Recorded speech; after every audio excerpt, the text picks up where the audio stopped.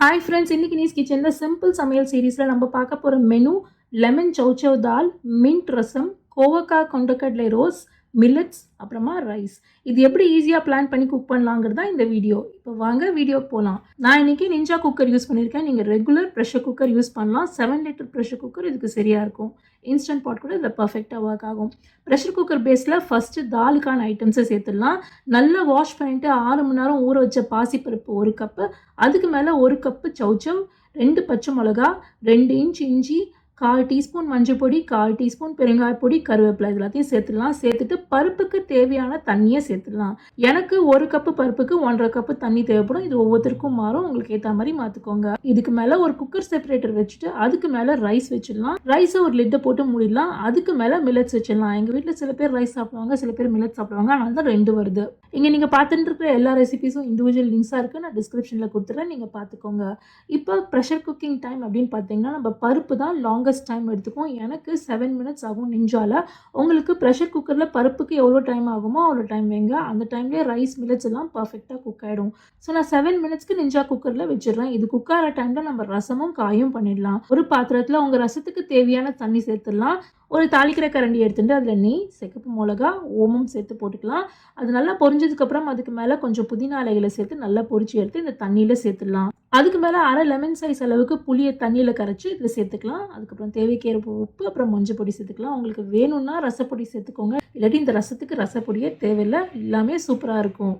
இப்போ இந்த ரசத்துக்கு மேலே ஒரு ஸ்டீமர் பாஸ்கெட் வச்சுட்டு அதுக்கு மேலே கோவக்காய் செஞ்சிடலாம். இந்த கோவக்காய் ரெசிபி நம்ம சேனலில் டீட்டெயில்டாக போட்டிருக்கேன். அதனால் நான் ரொம்ப இதில் சொல்ல போகிறது இல்லை.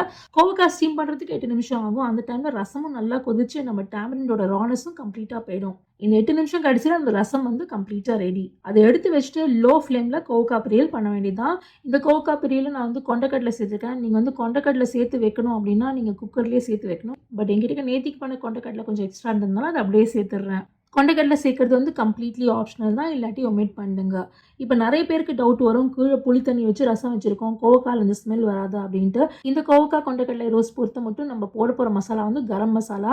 So garam masala paste recipe பண்ணும்போது கீழே தாமரின் இருந்ததுன்னா பிரச்சனையே கிடையாது. நீங்கள் ட்ரை பண்ணி பாருங்கள். கோவக்காய் ஸ்லோ குக்கிங் பண்ணும். இந்த ஸ்லோ குக்கிங் பண்ணுற டைமில் நமக்கு இந்த சைடில் குக்கரில் ப்ரெஷர் ரிலீஸ் ஆகிருக்கும். மேலே பார்த்தீங்கன்னா மில்லட்ஸ் நல்லா பொலப்பலான்னு ரெடி ஆகிடுது. அதுக்கப்புறம் ரைஸும் கம்ப்ளீட்டாக ரெடி ஆகிடுது. கீழே நம்ம தால் ரெடி. இப்போ நான் முதல்ல தாலில் ஆட் பண்ணும்போது சால்ட் ஆட் பண்ணல. தால் இனிஷியலாக குக் பண்ணும்போது சால்ட் ஆட் பண்ணிங்கன்னா தால் சரியாக குக் ஆகாது. ஸோ இப்போ இதில் நம்ம சால்ட் ஆட் பண்ணிடலாம். இப்போ இந்த தால் கொஞ்சம் தளர்த்தியாக தான் இருக்கும். அதனால் நிஞ்சால சாட்டே மோட ஆன் பண்ணிட்டு நம்ம இதை திக் பண்ணுறோம். அதாவது கொஞ்சம் எக்ஸ்ட்ரா டைம் குக் பண்ணுறோம். ப்ரெஷர் குக்கர்லேயும் அதே மாதிரி தான் ஆகும். நீங்கள் கொஞ்சம் லோ மீடியம் ஃப்ளேமில் இது கொஞ்சம் பாயில் பண்ணிங்கன்னா திக்னஸ் பர்ஃபெக்டாக வந்துடும். இது திக்னஸ் வந்ததுக்கப்புறம் நம்ம தாளிக்க வேண்டியதான். தாளிக்கிறதுக்கு ரொம்ப சிம்பிள். தேங்காய் எண்ணெய், ஜீரகம், பெருங்காயம், அவ்வளோதான் இதுக்கு தாளிப்பு. அதனால் தாளிச்சுட்டு இதில் போட்டுட்டு, இது லெமன் தால் அப்படிங்கிறதுனால தேவைக்கேற்ற லெமன் ஜூஸ், அதுக்கப்புறம் கொஞ்சம் கொத்தமல்லி போட்டோம்னா நம்ம லெமன் தால் ரெடி.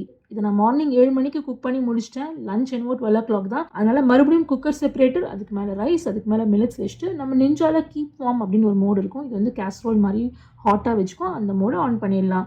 உங்ககிட்ட இது இல்லைன்னா நீங்கள் கேஸ்ரோலில் போட்டு ரெடி பண்ணிக்கலாம். இதெல்லாம் பண்ணி முடிக்கிறதுக்குள்ளே இந்த சைடில் நம்ம பொரியலும் ரெடி. அவ்வளோதான். நம்ம சிம்பிள் சமையல் எவ்வளோ ஈஸியாக ரெடி எடுத்து பார்த்தீங்களா?